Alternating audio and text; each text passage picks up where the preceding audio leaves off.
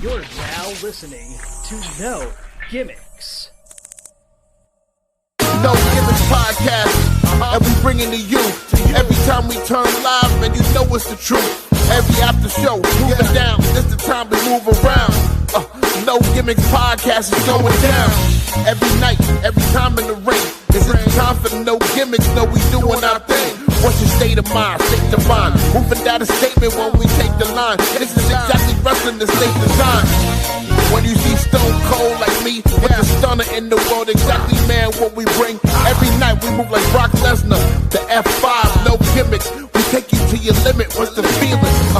When we live in the air, you know we on, it's the time. Guarantee we move, you know how we respond. The state design, when we feel it. Moving down, what's the healing? You know, gimmicks is the feeling.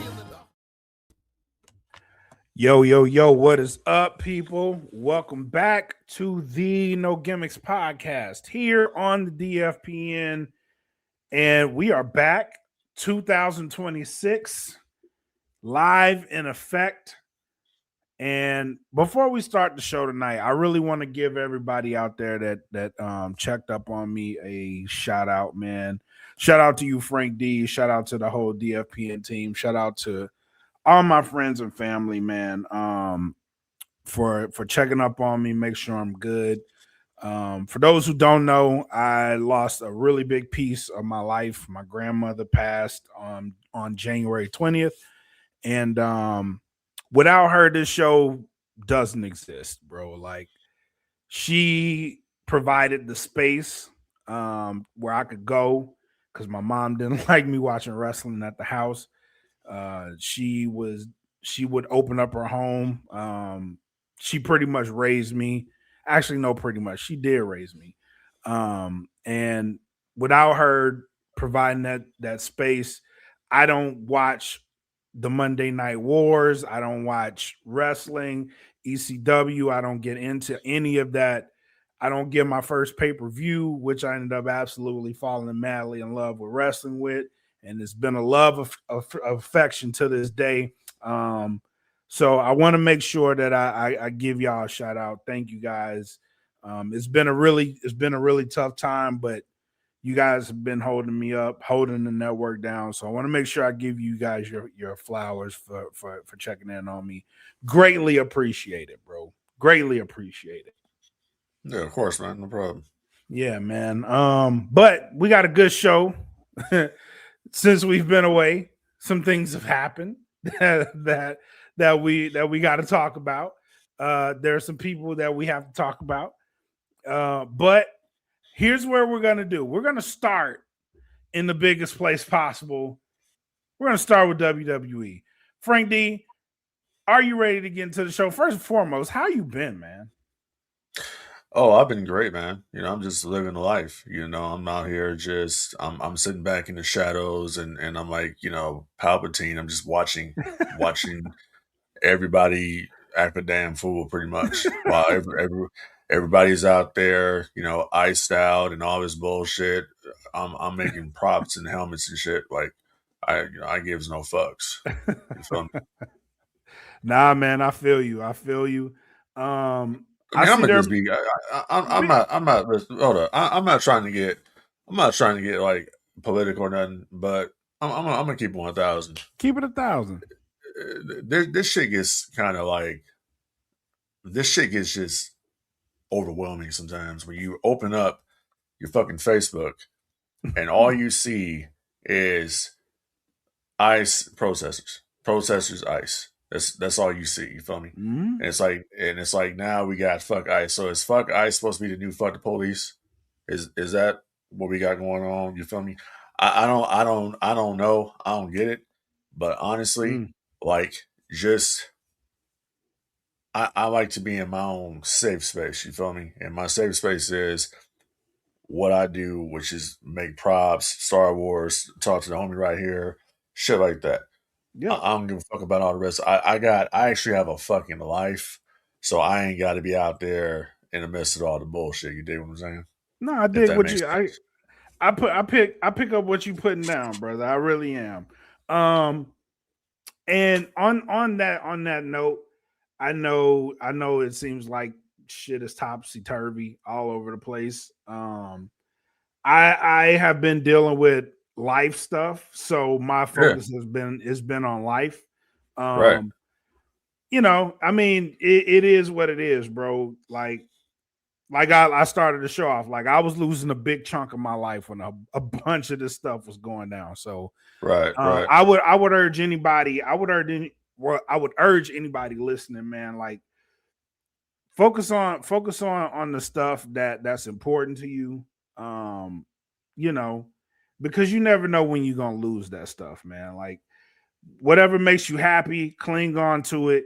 You know what I mean? Enjoy it. Life is too short for the fickle stuff, man. So that's what I would urge everybody to do. Yeah, homie, I just honestly, bro, like I don't get it. You know what I'm saying? I don't understand it.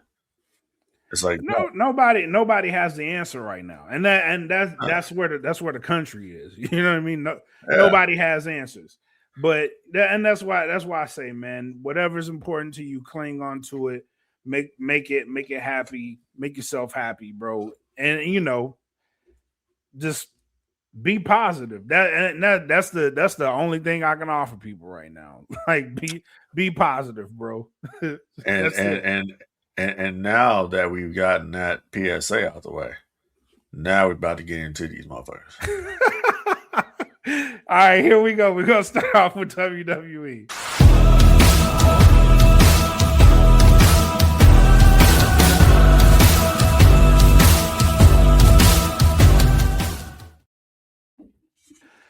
Royal Rumble 2026. Royal Fumble. Kicked off in Riyadh, Saudi Arabia. And first and foremost, what I do want to give them props for, because they are really good at this, the Saudis. Like they built the stadium in a little over a month from ground up. And the work they did to put that set together, props. Straight up props. Because from scratch to what that was presented as on Saturday night, I got to give y'all kudos for that. But that's where the kudos is about to stop, bro. Like it is confusing. It's always been confusing to me why WWE chooses Saudi Arabia, and outside of the money, right? And that's the only reason why. Outside of the money, you know what I mean? It's like, yeah, you're gonna get paid. Yeah, you're gonna make a lot of money. But what's the real cost of this relationship? Right. And I think we started to see the cost of that relationship because that stadium was not full. And you could put the lights, the lighting. I've seen people I know people that were there that actually took the trip to Saudi Arabia to go watch the Royal Rumble. And there's video floating out there. That arena was not full. It was not 3/4 full. It was about half, and it was scattered out. And I think you're starting to see that. And this is for a place like they are known to like give away seats, give away seating, right? It's entertainment for them. And someone asked a question in the No Gimmicks podcast fan group. Shout out to you guys. What's the thoughts on it? And my thought is this: WWE doesn't care about it. They don't care about the attendance. They already got paid for this event. And as long as they got the money for this event, the attendance doesn't matter to them. And at what point do you actually think about that? So my thought is, what's going to happen with WrestleMania? Are you going to encounter the same thing? Because you got to go back over there for WrestleMania next year. Is that going to be as important? That crowd didn't really look too enthusiastic throughout the night. Is that something that you're going to have to worry about? Are you just an entertainment trick? And that's my issue. Are you just entertainment? And I get it. People are going to have their feelings about it, but I'm going to compare it to their sister brand, the UFC. Anytime the UFC goes over there, UFC does big business. The UFC fills up the stadium. the UFC's fans in Saudi Arabia are actually invested in the event. We did not get this on the WWE side. So my question is why? Why aren't you getting the love over in Saudi Arabia? But I want to know your thoughts, Frank D. What do you think of this situation and as attendance? Then with Saudi, what are your thoughts on this? Well, like you, when I saw the stadium being built in a couple of weeks, I was like, whoa. And then when I saw the stage that they put up for this event, I was like, wow. Okay. So those things I like. Now, when you talk about just the relationship with the Saudis, period, is questionable. Due to, I mean, how they treat the women. I think the women get, the raw deal over there all the time. And we saw that with the women's Royal Rumble. They get the raw deal. Also, if you kind of want to look at this situation, since they've been doing events in Saudi, it started off okay, but it's been diminishing returns, event after event after event. And I think a lot of it has to do with the fact that really they don't have any real star power in WWE. WWE is able to sell themselves just off the brand name WWE. Yep. That's it. They don't have anything else to pull from anymore. We can't go back and say, oh man, this show is excellent, or this show is great, or they're doing this and they're doing that. No, there's no enthusiasm anymore to put on top quality sports entertainment because we already got our money. We've already been paid. Those days are gone. You and I were kind of having a little discussion like we always do about, CM Punk versus Roman Reigns. And I pose the question to you, is that really a big match? Because guess what? It's already bought and paid for. WrestleMania is already bought and paid. Las Vegas already paid for that. You feel me? So I don't really see it as a big match myself. Honestly think the bigger match probably, and I know people are going to be like, oh, Frank D, you're out of your mind. You're crazy. No, it would have completed the story. I think they really should have probably went down to Cody Roman Reigns one more time. That story concludes with a Cody Rhodes heel turn. That's what I would have done. Yep. But they're obviously going in another direction. But also, once again, I think the star power is a problem. I think that the creative process is a problem. I just think that they put themselves in a corner here where they can't get out of it. And they're relying, and Roman Reigns actually talked about this the other day where he says, I was a champion for a couple of years. I lose the belt to Cody. Now it's time to do other shit and build other people. Now I'm gonna tell you this. When I heard this is what I thought about. Roman Reigns right now in this business, not as big as him, okay? But in current modern day WWE, Roman Reigns is Hulk Hogan. I agree with that. They have right now, right? I agree with that.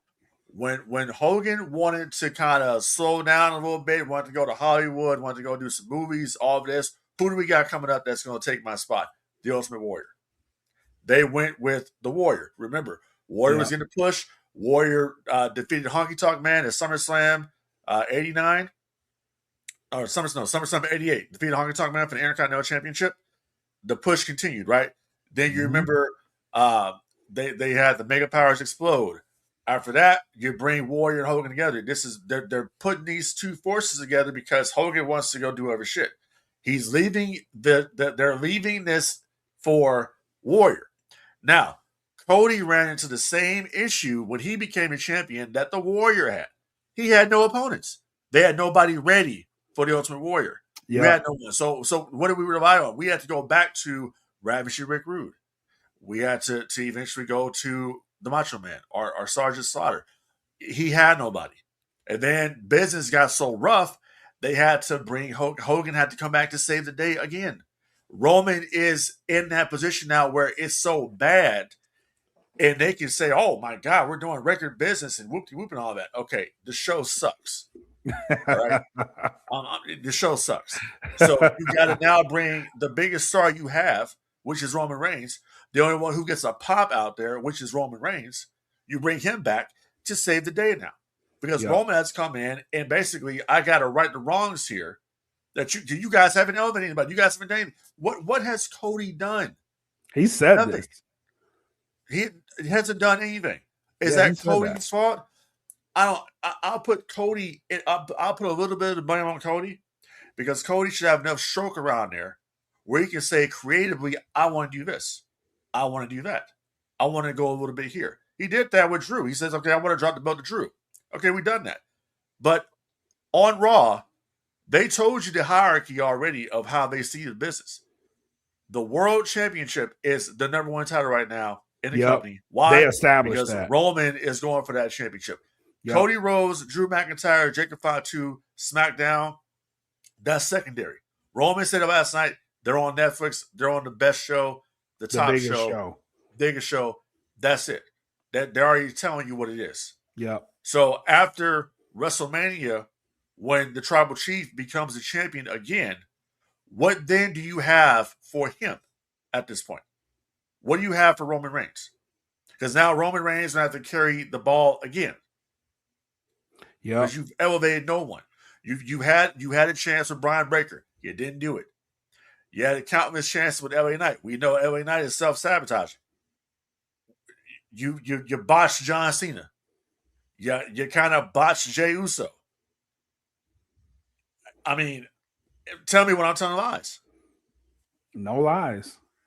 No lies.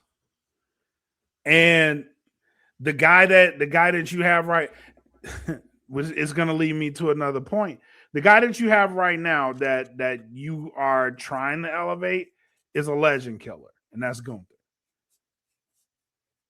They're trying to, and I don't. They did him in reverse too, because Gunther had it at one point. Gunther was the guy at one point, and that whole Jey Uso run he's collateral in that. So now they're trying to build him back up. But why would you do that and put him in there? Okay, Cena, I get. Cena you can capitalize off of. You retired John Cena. Why are we putting him in a retirement role? He's the guy that's picking off AJ Styles now. Speaking of AJ Styles, it felt like his retirement run was entirely too forced. And it was just like it just it's like we're in the middle of Cena's. They don't even announce like this is AJ's last run at it, right? All of a sudden he's in matches that we've been wanting him to see him in with people. We finally get him in Shinsuke. That was a great match, but that kind of signaled like I'm wrestling everybody I need to wrestle before I get up out of here. And then he loses to Gunther. And it's like that whole retirement run that he had, it just felt forced. And now it's like, did he actually retire? That's the question on everybody's mind. Did he really retire? Is he really done? And no one seems to have the answer to that question. It's just it's weird. The booking is weird right now. And outside of what they did last night was kind of like, we're going to throw this at the wall. Yeah, we have an idea for a WrestleMania main event. They ran with it. I thought last night that angle worked, but other than that, the booking hasn't been solid, man. There's been holes all over the place. Yeah, and going back to Gunther, I mean, dude, this Gunther career killer was tailor-made for Brian Breaker. Because absolutely Scott Steiner, his uncle, did a similar gimmick in WCW towards the end there when he was basically retiring all the legends. Like, literally, you never saw these people again on WCW TV. Yep. They were all supposed to come back during the Big Bang pay-per-view event that was going to happen. But you never saw these people again. I mean, if anybody could have got a win over Cena, that would have deserved it. Brian Breaker was the guy that could have been made from that. AJ Styles, another one that he could have, picked off. And I'm just thinking with AJ Styles here, it's just AJ's quote unquote retirement was just so abrupt. Like it came out of nowhere. And I'm like, damn, why did AJ want out so bad? Like, you know what I'm saying? You gotta think too. Up until the Cena retirement tour, AJ really wasn't doing nothing. No, he was floundering, bro. Like He AJ's been floundering for a few years now.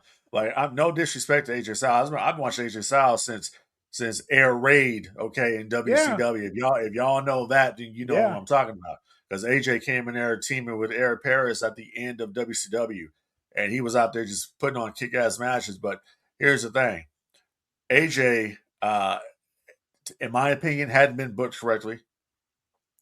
AJ should have always been in that championship contingency all the time. Should have been in the World Championship picture. Should have been in the WWE Championship picture. AJ should have always been there. There's a reason why AJ Styles should have been, tag teaming with Dragon Lee and being tag team champions or whatever the hell they had going on there. That should not have happened. This is the phenomenal AJ Styles that you're talking about here.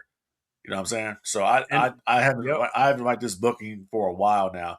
And another one that I thought that they could have done something with as far as like elevating the talent, that's someone who could be this snarky ass heel that could have got this situation. Why not have given it to Dominic Mysterio? And this goes back to the Cena situation. Yep. Why not have given it to Dominic? Yep. It's just a lot of mistakes here, bro. Yeah, it's you have lightning and then you don't put it in a bottle. Because in all of these situations, like with Braun, you had lightning in a bottle. You just didn't put the cap on it. Right. with Dom, you had lightning in a bottle, especially what he was doing with AAA. Didn't capitalize on it.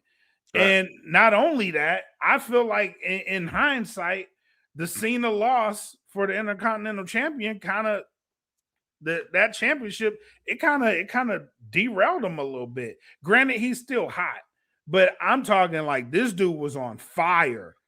And right. I think he should have beat Cena. That's just me though. I don't think there would have been any reason whatsoever why he should not have gotten that win. Like that should have been the one. John Cena versus Dominic Mysterio, Saturday Night's Main Event, his retirement. I mean, Dominic could have bragged about that for years. Yep. And just like when Rey Mysterio retires, he should be retired by his kid. Yep. I mean, and that's what it should be. And I think at that point, that's when you turn Dominic babyface. Like his last name would be him shaking his dad's hand or whatever. You turn him babyface, but that's a different, different story for a different day. If you do that retirement match, it has to be at Mania. It has to be at Mania. Right. But yeah, there's so many chances that they had, and it's just like they build and kill. And I don't get that. I really don't get it. But yeah, it's just like they're on this path. But speaking of build and kill, Jey Uso has been really, really loud lately. Especially on social media, man. He's been letting people know his thoughts, what he's feeling. As recently as today, like the word cinema, y'all owe that to the bloodline. He's been popping off, man. I'm still trying to figure out what exactly is like setting him off here. You know what? I would say this is kind of frustration. And I think they're working, but I think this is kind of frustration. Because if you look at Jey Uso is also one of those guys that even his dad has been the vocal one, but it seems like now Jay is kind of taking over that reign, like being more vocal about his stance in the company. He was main event Jey Uso. Now they put him in a tag team with his brother. I hope everything is good with his brother and Trent. We haven't seen him in a while, but they put him in a situation. They built him up to be a main event guy, and he's not that no more. And I think he wants back in, honestly. And the way he's going about it is just like, y'all owe us a lot for what we've done. And on a lot of notes, it's kind of hard to argue against what he's saying, but on the same token, you gotta Roman worked Roman wasn't the most liked guy in the world, but Roman flipped the script, made himself a main event guy. I think you need to follow suit here. That's just me though. Well, I think this is what the problem that Jey Uso is having, and we've seen it countless times with different wrestlers in the business. Jey Uso has yet to have that really big heel run. Hasn't happened yet. And I think that he's kind of once again one of these guys that's kind of in the corner where you're kind of like, okay, we know what you're gonna do. You're gonna yeet, and you're one dimensional, and that's all you have to offer. And I think when he's talking about the family and all that, I think it comes back to kind of the negative reaction that Roman Reigns got online after winning the Rumble. And I think people need to realize something. Listen, Roman Reigns has to win the Rumble because they have nobody else to win the Rumble. Nobody else is ready. They have nobody. That's the issue here. They have nobody. Yeah. A lot of these guys aren't as big as they proclaim to be because if they were, then they would not have to go back to Roman Reigns. They needed Roman Reigns to be there. Roman Reigns already said, I am main eventing WrestleMania. So you already know Roman's going on night 2. That's a fact.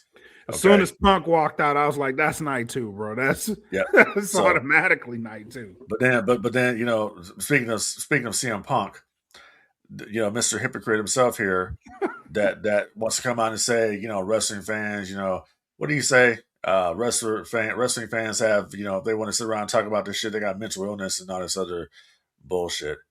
Now, motherfucker, you're the one who had the mental illness. That's why you're asking to stay employed at AEW. Oh, because of your mental illness. And just, the other day wanting to, throw shade at Hulk Hogan, like, damn, bro. Like, what are you so upset about? He says, Peter Rosenberg says, oh, I remember a time when we were all, Hulk Hogan fans. And he says, I don't know where you grew up. Let me explain something to you. I wasn't a big Hulk Hogan fan when I was growing up, but I knew Hulk Hogan was the man. I knew that it's impossible. I knew that Hogan is the biggest. Hogan's the biggest star. I'm sorry, but CM Punk will never be that. CM Punk is not a household name. If CM Punk is a household name, he's a household name for being a dude that quit and then went on Coca Bennett's podcast and bitched about it. That's what I remember about CM Punk. I just don't like. I don't like the fact that Mr. Punk wants to come to the whip and he wants to start running his mouth about fans. And I'm like, you are the same CM Punk that you've always been. And that's the reason why I can't stand your ass. Because you're the same guy. And I don't see shit. What I see is a ragged fucking 65-year-old man out there trying to keep up with the Jey Usos and the Cody Rhodes and the Roman Reigns. You're not in Roman Reigns' league, Phil. You're not. He said that shit on Raw. I'm straight shooting. You're not in that league. I don't. When I see you out there, I'm like, why is this guy on my TV? It's like fucking. It's like when Jim Cornette said a story a long time ago about why is Tim Horner singing on Smoky Mountain Wrestling? That's the same thing I said when I see CM Punk on it. Why is CM Punk on the TV? I mean, should you be diving into the crowd, breaking your foot? Like, come on, man. Hey, he be doubling down too. Oh yeah, he has a problem. He has an issue. He just runs his mouth about all sorts of things and he just tries to be Captain Save-A-Hole now. And he's a social justice warrior and all this bullshit. And my thing is this, dude, just shut up and try to wrestle. That's all you gotta do. Get out there with that 70-year-old body of yours and get out there and try to wrestle and try to be entertaining. Okay? Instead of coming out there all the time trying to cut another pipe bomb, because that's all you're known for, is the pipe bomb. That's it. Other than that, what have you done? I'm being dead ass serious. Other than that, what have you done that's legendary outside of that fucking pipe bomb? Nothing. Oh, I know. You're the guy who went to AEW and got into it in the backstage with the Elite and got sent home. That's what it is. Or It's you're the one funny. who got into it. You got into the backstage fight with Jungle Boy, and that was the end of you in AEW. Mm. That's what you're known for. Got it. I understand now. Yep. So I get it. I totally get it. We have mental illness because we want to talk about this shit. I totally get it. CM Punk that guy is what you call. I mean, he is just the man. He's a corporate shill, is what he is at this point. He's just a corporate guy. There is no voice to voiceless. He's just CM Punk. I'm happy to be here, Massa, and I have a job. That's it. I did find it funny. During that promo because Roman let him have it too. He was like, when you are on vacation mode, like I make sure I go to city and town to town. And Roman was like, you do that because you left for 10 years and you have to. And that's like, it's Right. like, bro, people see through that. People do see through that, man. Just be honest about the situation. But he can't. And it is at a point to where, like, man, we get it. You found yourself back in a situation, right? And I hate being like it was only a matter of time, but it was only a matter of time because we've seen this movie. He was like that in AEW. He was happy to be there until he wasn't. And it's starting to show his face a little bit in WWE. And I think that promo last night, if it don't push him a little bit, that's a hell of a work. No, here's the thing. Roman was shooting some live rounds in that promo. Here's the thing. It's not necessarily that it's starting to show. It's always been there. Right. But that disdain that he has is the same disdain that Triple K has. Same shit. That's how they think. Remember, they don't listen to the audience.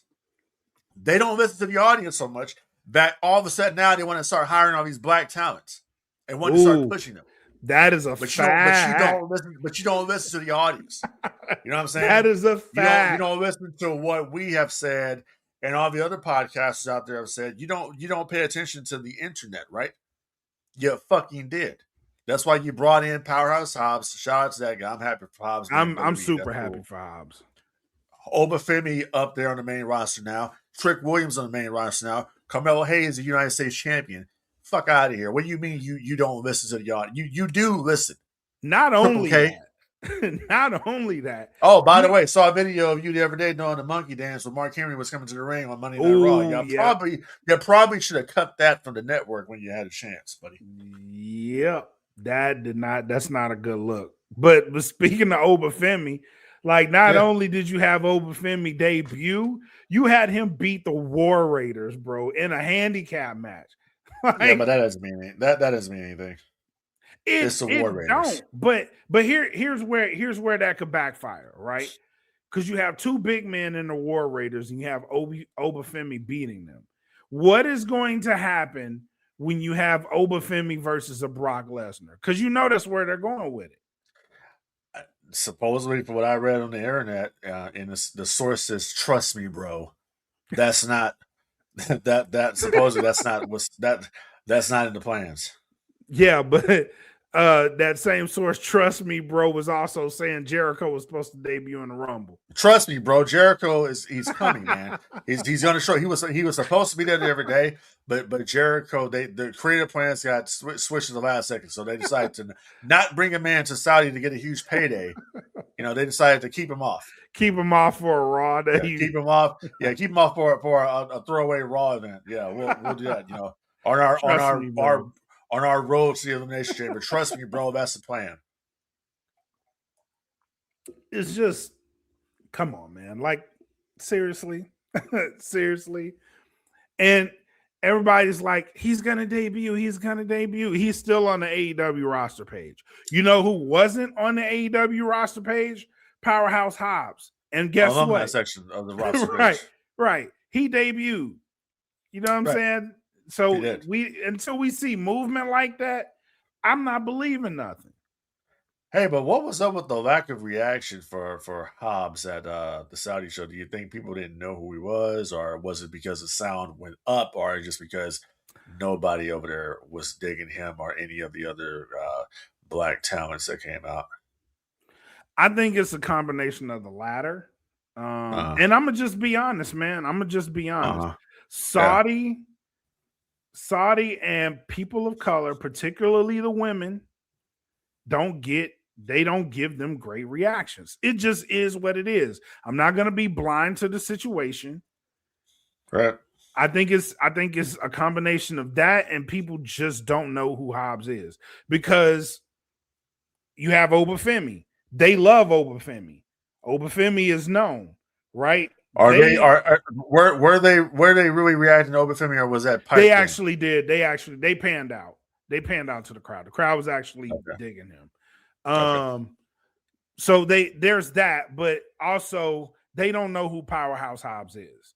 And if you introduce him as Powerhouse Hobbs, then cut to Royce Keys, like they're not gonna know this guy. I think WWE missed a really big opportunity with presenting Hobbs as a star who's making the debut. There was no vignettes. They tried to make this seem as a surprise. You can't do that with people like Hobbs in a place like Saudi. Like he's out of the country. He's not really known. He's not supposed to be known on WWE platforms, and you got to introduce him properly. I don't think the Royal Rumble was the place to introduce him, but again, I'm happy for him. I really do hope WWE sees what they have in him. I know they did like the YouTube clip of Yeah. him behind the scenes. I do Yeah. I sent like it to that you. they did that. Yeah, I do love that they did that. But I would like for them to actually present this guy as a powerhouse that he is, right? A star, because he is a star. Give him that star treatment. Put him on a pedestal. Let him do his thing. He can wrestle. He can move. He can work like a big man. Let him do his thing, bro. And when whatever show he's gonna be on, like put a story behind him before you bring him out to the audience. Talk about what he did in the Royal Rumble, who he eliminated in the Royal Rumble, and build off of that. But I don't think introducing him that way was a great call. That's just my opinion. Yeah, and honestly, I understand the significance of the name that he chose. Yeah, I don't like the name. I don't I the name doesn't work for me. I think that if he would have been Powerhouse Keys, I think that kind of sounds a little bit better. But when you, just like you said, you put Powerhouse Hobbs on the Tron and then you change it to Royce Keys, okay, you're already kind of distracting the audience, like what's going on uh, here, And yeah, me personally, if you wanted to make a big impact, a big splash with this guy, I would have saved his debut for the Monday Night Raw that they had in Philly. I would have had him yeah, come out there yeah. and debut. I would have had him come out there, and it's just me booking. I would have had him come out there and attack Roman Reigns. That's what I would have done. I would have did that too. I would have did that That's too. that's how you start it off. But other than that, I'm happy for Powerhouse Hobbs to finally be on there. You can see how excited he was being in Saudi, how grateful he was to be there, having Cody there. You put Cody over as a guy who's always been there, and I'm Yep. Cody has something to do with him coming over. Um, come on, you can see it. At this But point, bro, like if they come from AEW and they were an early guy, that's a Cody guy. absolutely. So and the thing that people got to realize too is that I'm listen. I'm going to give him the benefit of the doubt. You put him right to the main roster. He bypassed NXT. Powerhouse Hobbs, he went right to the main roster. You didn't get that with Ricky Starks. Ricky Starks Right. is still in NXT. So Right. obviously they got big plans for Hobbs in WWE. And I just the Royce Keys name. I'm not feeling the name. Maybe it'll grow, but the man is Powerhouse Hobbs. That's what he built himself on, is Powerhouse Hobbs. And it's kind Yeah. of hard to I know how the WWE mentality is, well, what you did before you got here doesn't matter. Well, it kind of does if you put it on a fucking screen. You acknowledging his former self, and then you change the Roy's keys. Yeah. They did the same thing with Finn Balor. Remember when Finn Balor debuted for NXT, the screen said Prince Devitt. Then They he did turned that to for a Finn lot Balor. of the early Yeah. guys. They did that Yeah, for a so- lot of people. Yeah, so I mean, it is what it is. I just wish that, and it could be, once again, it could be a WWE thing of them wanting to own the name.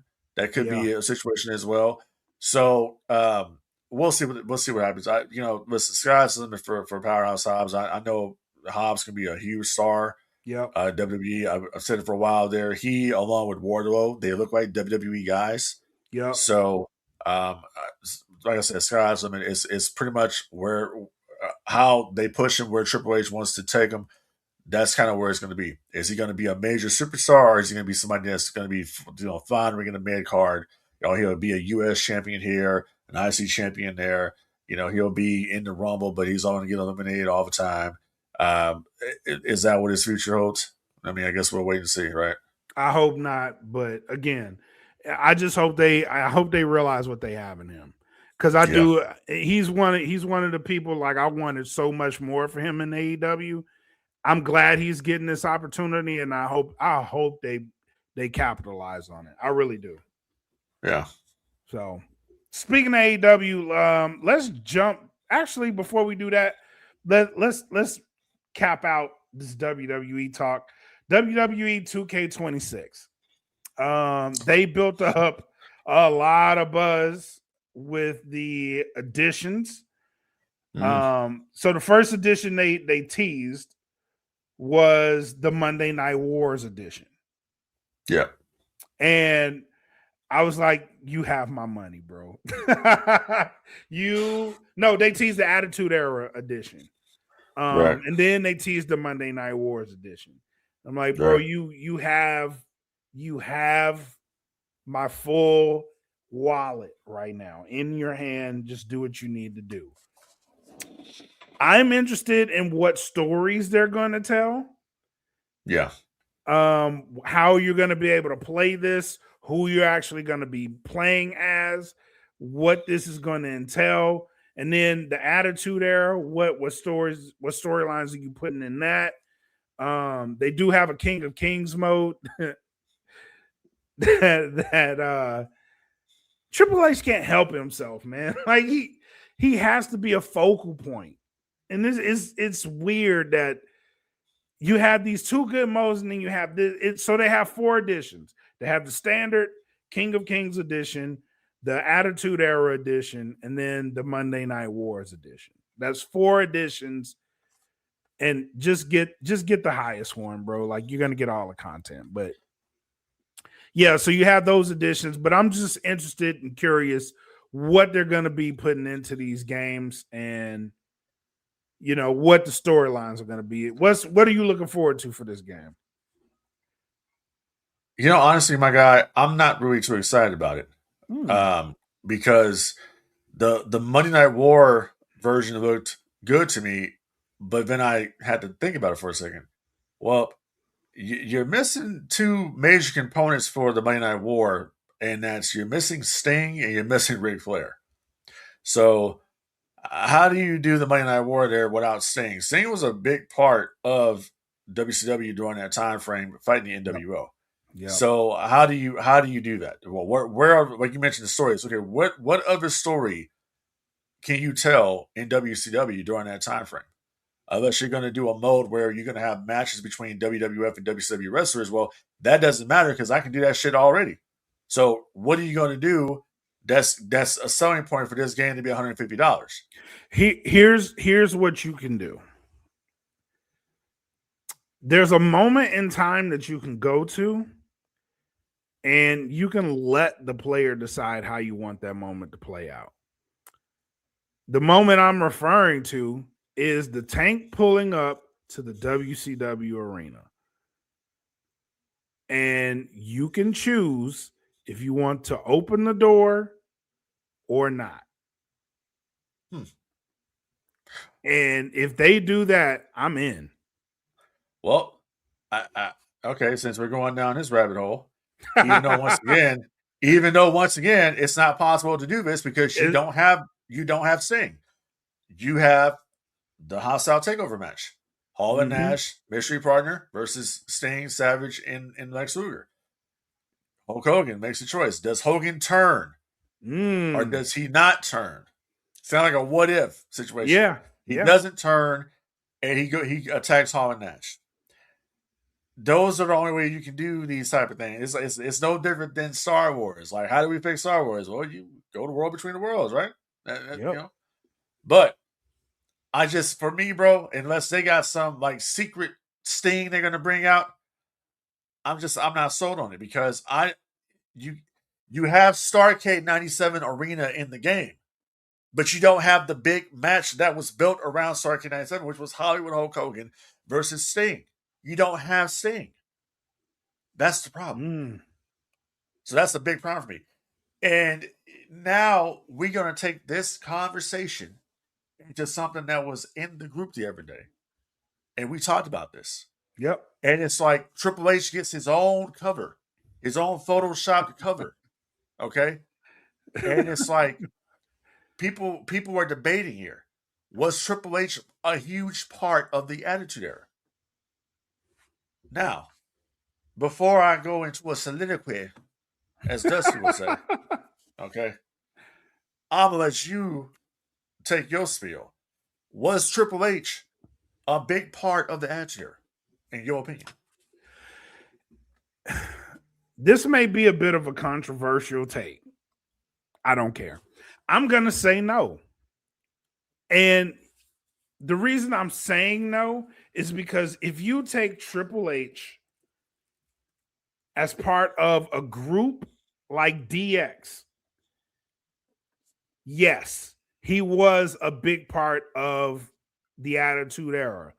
But as a group, what storylines during the Attitude Era did Triple H really, as an individual performer, contribute to? As an individual, he wasn't as large a presence as an individual as he was with DX. Now, when he started DX, it was him and Shawn Michaels. And even then, you can argue that Michaels was the bigger star of the two. Triple H was not the star of the show, right? Austin, Michaels, Attitude Era. That's what kicked off this whole run. You can't argue that Stone Cold wasn't the biggest part of the Attitude Era. He was. But Austin, Michaels at WrestleMania with Mike Tyson is one of the biggest moments of the Attitude Era. Right. So you can argue once he put DX together, he was picking up the pieces. But was he the star of the show? They kind of shared that responsibility. It's like the Bullet Club with AJ Styles. They were all stars. Yeah, you could point to that guy as being the kind of de facto leader, but they all shared that star responsibility. So you had Road Dogg and Jesse James. You had X-Pac. You had China. These guys were over. They were over massively. Was Triple H the bigger star of the show then? You can't even argue that. Because at different points in that faction's history, you could argue China was a big deal. You could argue X-Pac was a big deal. You could argue the New Age Outlaws were a big deal. And towards the tail end of the Attitude Era is when Triple H started to gain traction as a main event star.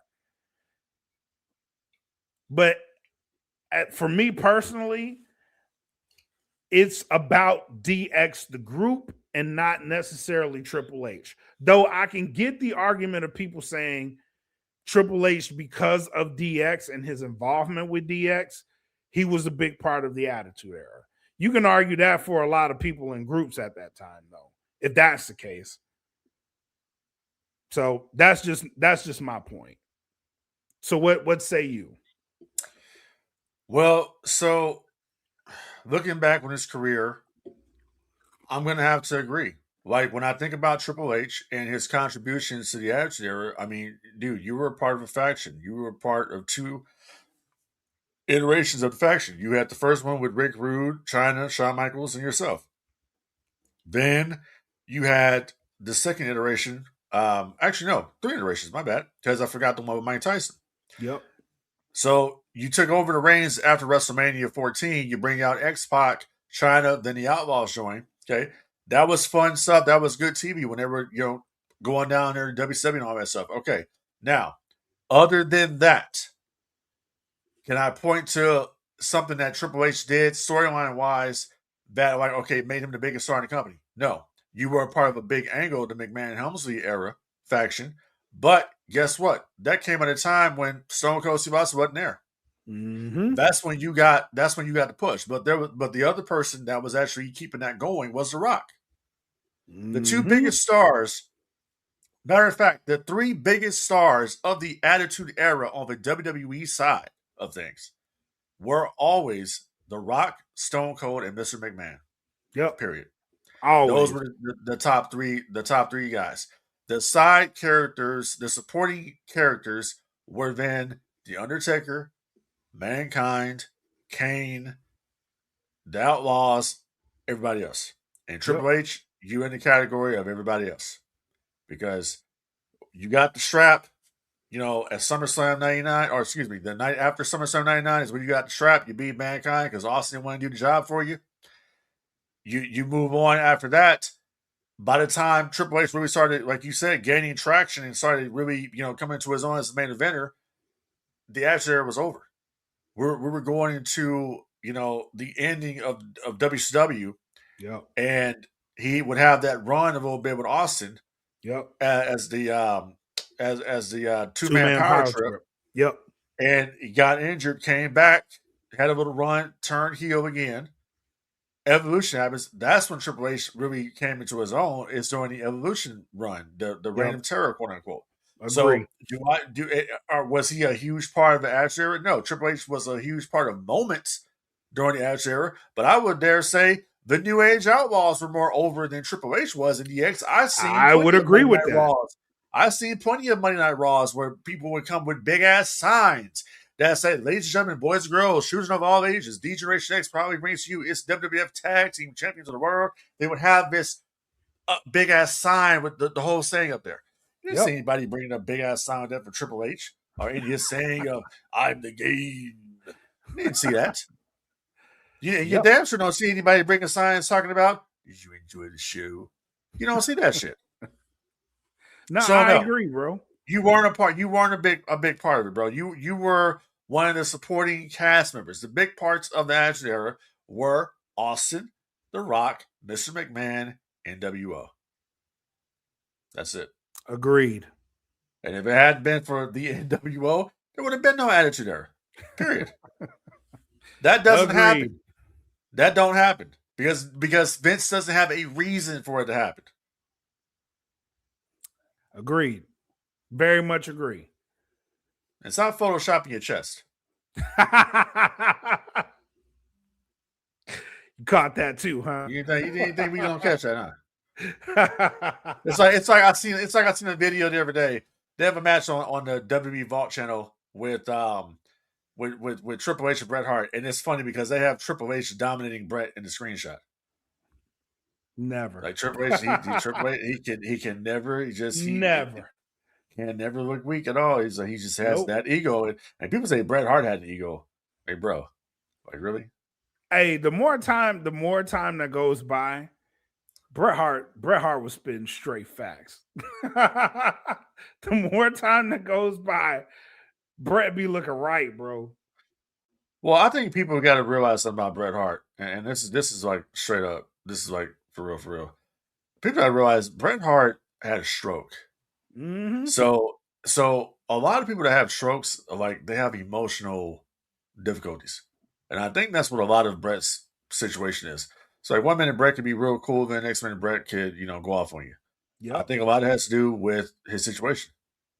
So I agree. Some people shouldn't be don't get too mad at Bret. He can't help it. Nah, but did he lie though? No, he's not lying. He's not lying. But I'm just saying though. I'm just, though? yeah. Yeah, He's not lying. I'm just his saying. approach might be crazy, His but approach might be lethal, but he ain't but lying. is he lying? Hey, speaking of lethal, where the hell is Jay Lethal? Jay Lethal's in ROH. Speaking of which, Okay. that's a good segue. Let's get into some AEW real quick.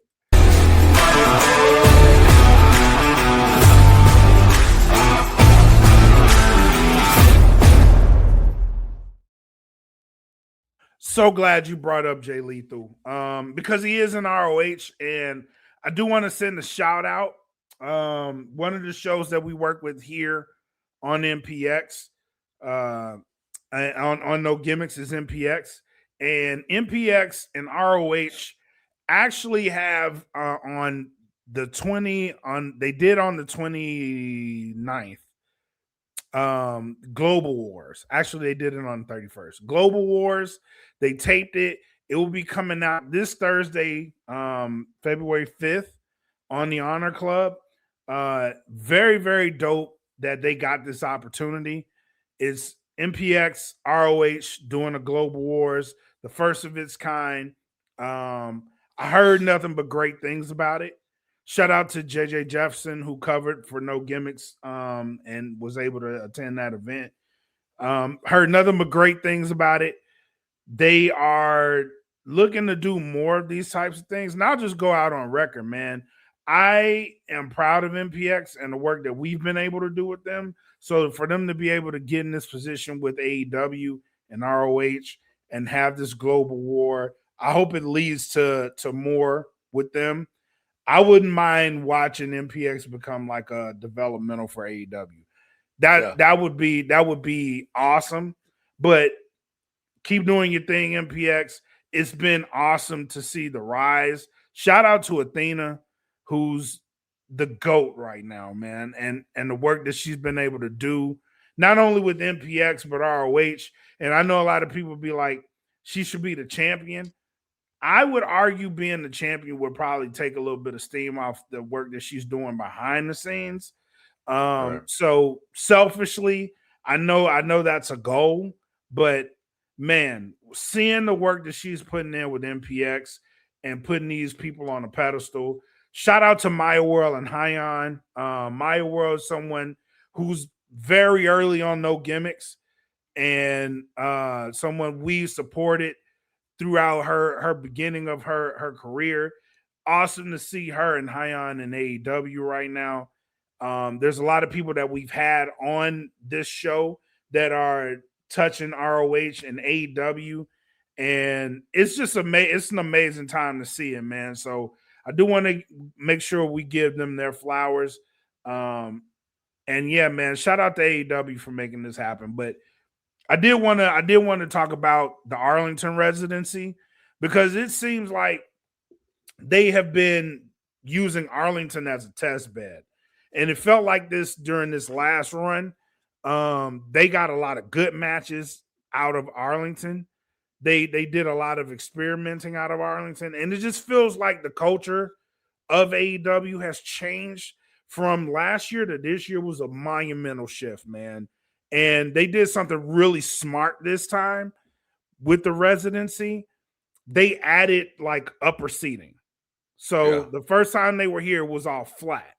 This time they added like a bleacher style seating up in the East Sports Arena. It looked a whole lot better. The presentation was awesome. It was loud, and it just feels like AEW. I told you this offline, but it feels like they're starting to get back to that feeling that they had in 2019. It really does feel like that.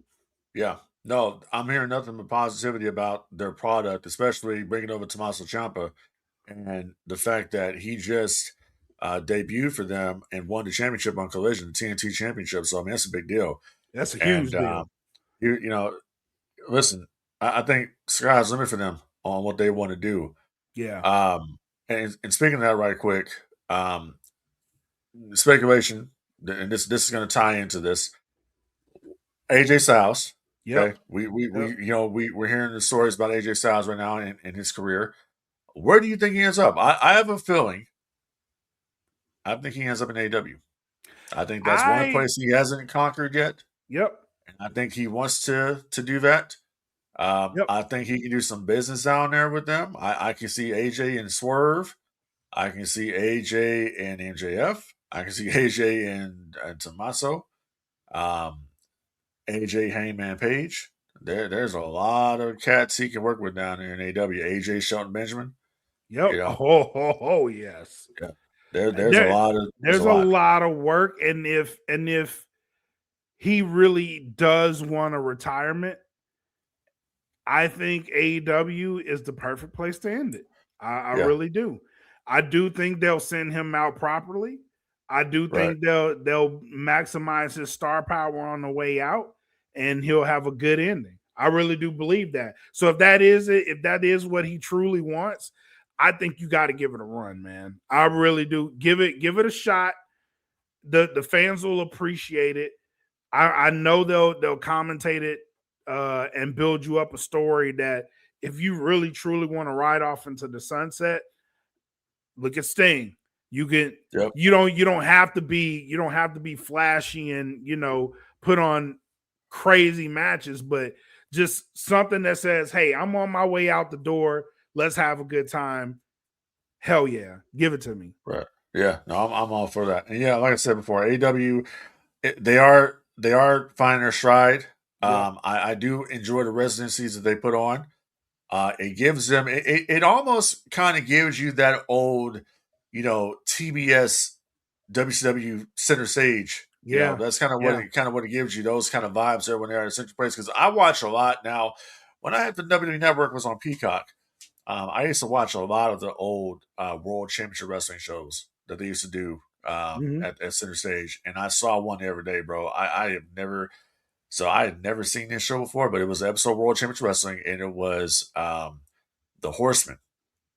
I'm talking about the Horsemen, fucking Tully, Arn, Ole, and Ric Flair beating Barry Windham's ass. Like, it's like this shit was the first gang in wrestling was the Horsemen, right? Yeah, oh yeah. So I got sidetracked because that was such a great angle. They were heading into Ric Flair versus Barry Windham, but just that's when I was. Even when they came here for Dynamite and Collision, it gives you that intimate kind of feel there. Yeah. That's really missing in wrestling. And it's like, and you only get that kind of feel when you go see the indies. You get that. Right. So when AEW puts on these events where, they have these just they're in a centralized location every single week, you can go watch AEW. That's cool to me. Because like I said, it gives you that old school kind of like it's so different than when WCCW would run a Sportatorium in Dallas. Yep. Same kind of situation. Like this is our homegrown promote, even though it's not. They're based out of Jacksonville, but this is our homegrown. And that's what it felt like. That's really truly what it felt like. So by the time they ended this thing out and they brought like a promotion from the area that people knew and loved, bro. Yeah. You can't get no better than that. And they sold out. They sold out every show that they had. Right. So they're doing a lot of good things. They really are doing a lot of good things. And just focusing on AEW. They haven't mentioned WWE. They haven't mentioned anybody else. They just been focusing on AEW and being the best company that they can be. And it's been working for them. And that's all you have to do at the end of the day, man. Like, don't worry about what they're doing. Yep. Worry about what you're doing, saying your lane, keep putting on, keep getting better at your storytelling and everything you got going on, and you're Gucci at that point. Yep. The Tommaso Ciampa, that move, that was a big move, man. So when he debuted on Dynamite and then to go into Collision in Arlington and win that strap, bro, that's a huge deal. Huge deal. And he said he had been thinking about it for a while. Like, I think what Tommaso is saying is I basically reached my potential in WWE. I know I'm not going any further. They're not utilizing me like I should be. And I wouldn't be surprised if Gargano was another one that jumps. His name's on the block. Well, it's but these people are these are just internet sleuths that are true. speculating. True. The trust me bros. They're speculating. True. This is what's gonna happen. I'm talking about like I'm pretty sure that's his friend. They've Yep. had these discussions. Oh, Gargano and knew Ciampa was leaving. yeah, and if that's my friend and I see that debut, I Yeah. definitely want in. Right. I definitely want to. Oh, that's how they're treating them? Hell yeah, I'm out. I'm out of here. One name that I'm really interested in to see what's going to happen because they've been making waves themselves outside of WWE and the work that they're doing in WWE, and that's Bayley. I know her contract's up this year. I would not be surprised if we see a Bayley move too. I listen. When I saw what Michael Hayes stuck in the rut had to say about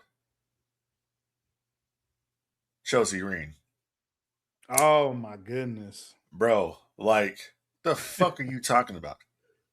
That she can't she's not a Charlotte or Tiffany Stratton. Like, bro, are you kidding me right now? This woman here can work. I'm never bored when I'm watching Chelsea Green. Like she has it all, my guy. What are you talking about?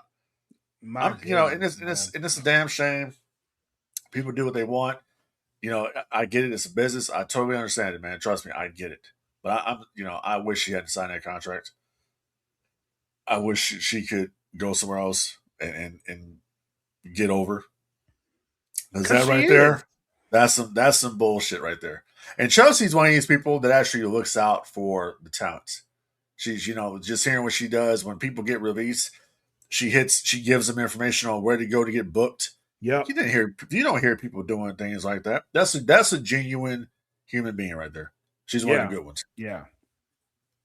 And it's weird, man. It's weird that you don't give her the opportunity. Right. Yeah. That's weird. You don't give her the opportunity. But whatever. Yeah, that's weird to me. It's like, and I'm pretty sure she's not the only one. And if you look at what Bayley did with that lodestone thing that she did, I'm like the writings on the wall. Yeah. The writings on the wall.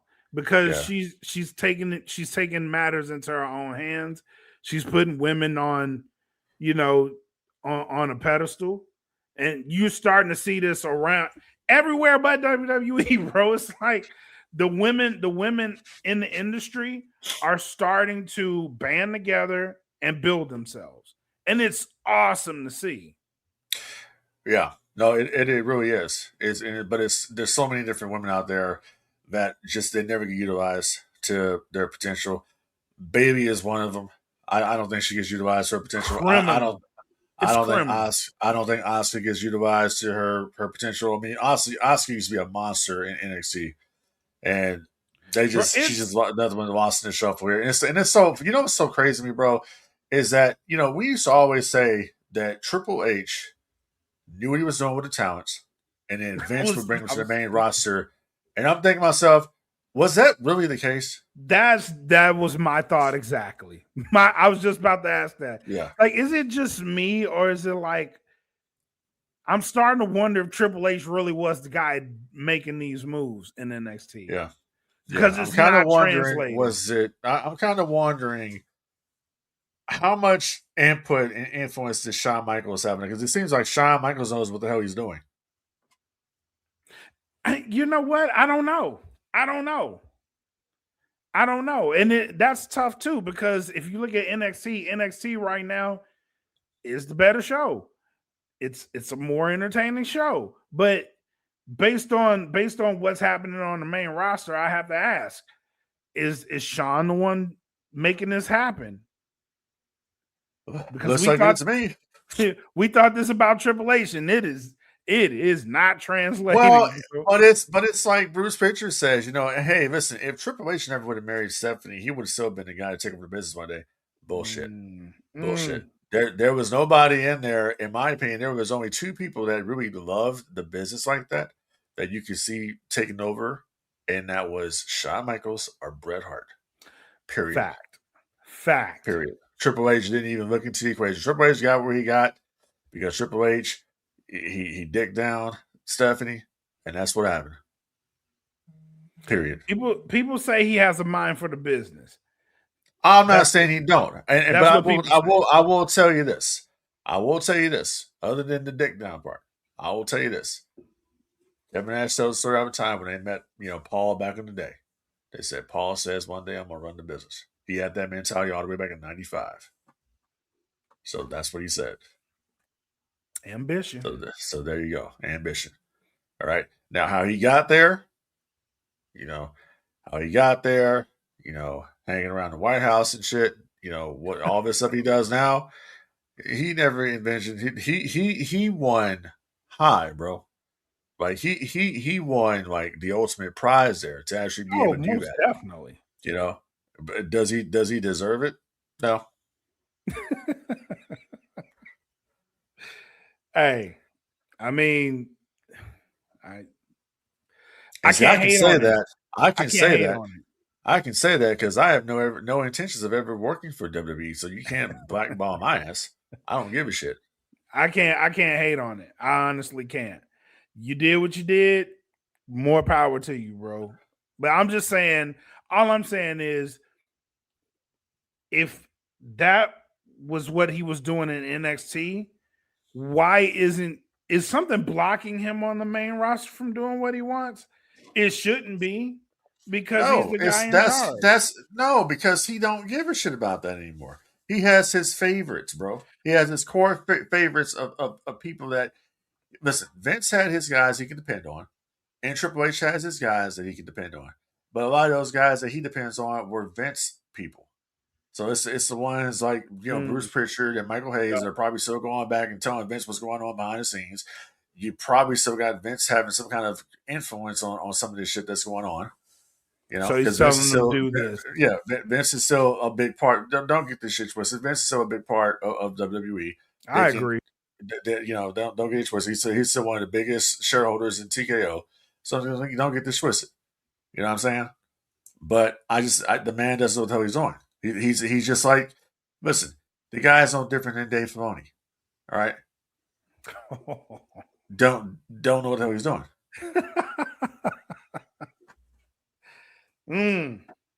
Yeah, it's weird. It's weird to say that. It really is.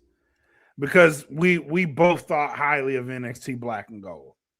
Absolutely. We used to watch that. That was the only wrestling show. That was the only show I was watching religiously every Wednesday.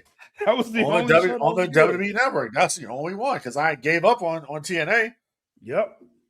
When they went from being on Spike TV and then they went to the Barbecue Network, which was Destination America, I gave up on watching it. Agreed. Barbecue Pit Masters used to be on Destination America. Yeah, I remember that. Yeah, so that's why I call it the Barbecue Network. Oh man! All right, let's wrap this up. Let's get into some final shots and thoughts.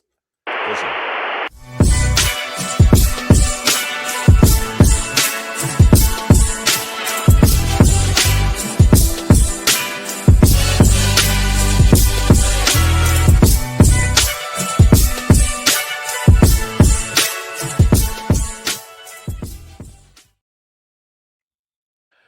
Programming notes. We have a new show coming from the homie Frank Dee and the homie Gibbs entitled Rebel Empire. We will be doing the first episode here soon. So stay tuned. We will be releasing that on the DFPN network. Real quick network note. We will be revamping our YouTube channel. We are already in the process of revamping the channel. Going back, looking at some of the content. We're going to try to function more like a network, an actual network to where you can watch our shows, watch what we've done, and have a good stream of content on the DFPN YouTube channel. So stay tuned for that. We will be back this Thursday. Myself and JJ, we will be covering some MPX. And then Saturday, at the Texas Rumble, we will do a live show from the Texas Rumble. Shout out to MPX and allowing us to come in and do that. So we have a lot coming from No Gimmicks this week in particular. Is a big week for MPX as they get ready to move towards their biggest event of the year, Texas Rumble, and a lot of surprises already geared up. Don't forget you have Global Wars from ROH, and MPX is a part of that. We are a sponsor of the show, so want to make sure that we get you guys directed over there. Once again, shout out to Metroplex Wrestling, man. They have been nothing but gracious to us over here at No Gimmicks, and it's been an amazing ride. So, shout out to them. But we are back in the swing of things here on the DFPN. All your favorite shows are coming back for 2026. We have a big year planned out. This hopefully will be our biggest year yet. So thank you guys for tuning in, stopping in. Frank Dee, what you got? Yeah, like I said, we're going to be doing the first episode, the pilot episode of Rebel Empire that's coming here to the DFPN. We're also going to be shipping, or I should say, shopping that out to TNT, TBS. Let's see, Yes. AMC. We're gonna be shopping around, different places. Now I'm bullshitting, but we do have, the Rebel Empire coming. Myself and Gavin, we're gonna be talking about, the Star Wars. We don't have any idea yet. Haven't spoken to them yet, as far as what we're gonna do on the first show. But listen, we're just probably gonna talk about Star Wars, and we're just gonna talk about is Dave Filoni the New Hope. Can they right the ship here? Can they turn this thing around for what they've done to the brand that George Lucas says? And then the thing that I want to bring up too is that people say, well, Kathleen Kennedy ruined Star Wars, but George Lucas ruined Star Wars with the prequels. Now, here's why I'm going to bite back on that right quick. This is just a little something. If George Lucas had ruined Star Wars with the prequels, Star Wars would not have been worth $4.8 billion to sell to Disney. True. Period. Okay? True. So that thing was printing money.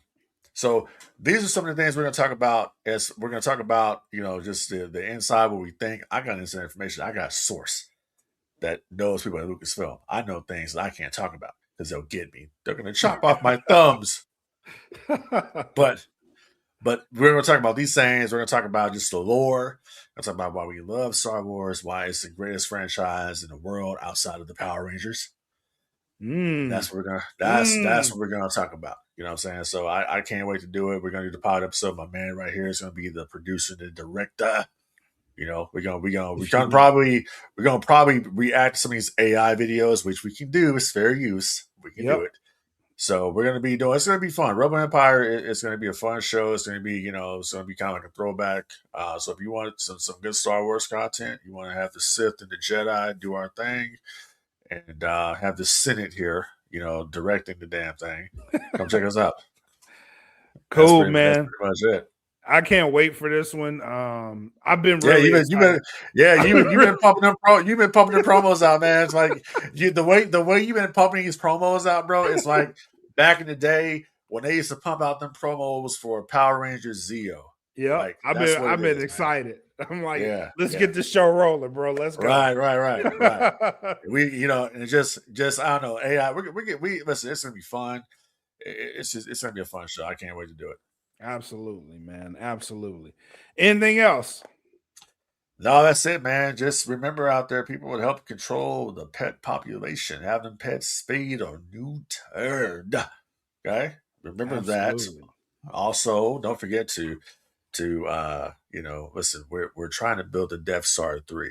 All right. we're working on it. We got some rebels we got to get. Yes. All right, man.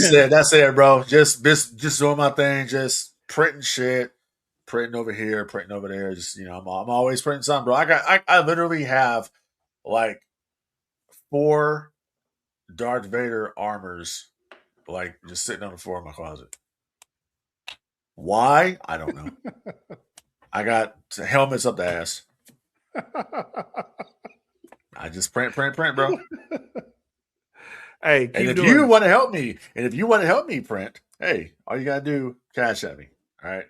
$, what is it, FDC 38, I think it is. Yeah. Yep. You can donate to your boy. Help him. Because Sith ain't him easy. But I ain't got nothing else, bro. All right, man. I got nothing else. So thank you guys for tuning in to the No Gimmicks podcast here on the DFPN. Come back next time, but you know what it is. Until then, take care of each other. Be safe. Enjoy what you're going to enjoy. Peace. And I know it's all business, all business, all business. We give them no gimmick. Yeah. And I know it's all business, all business, all business. We give them no gimmick. Yeah. And I know it's all business, all business, all business. We give them no gimmicks, gimmicks.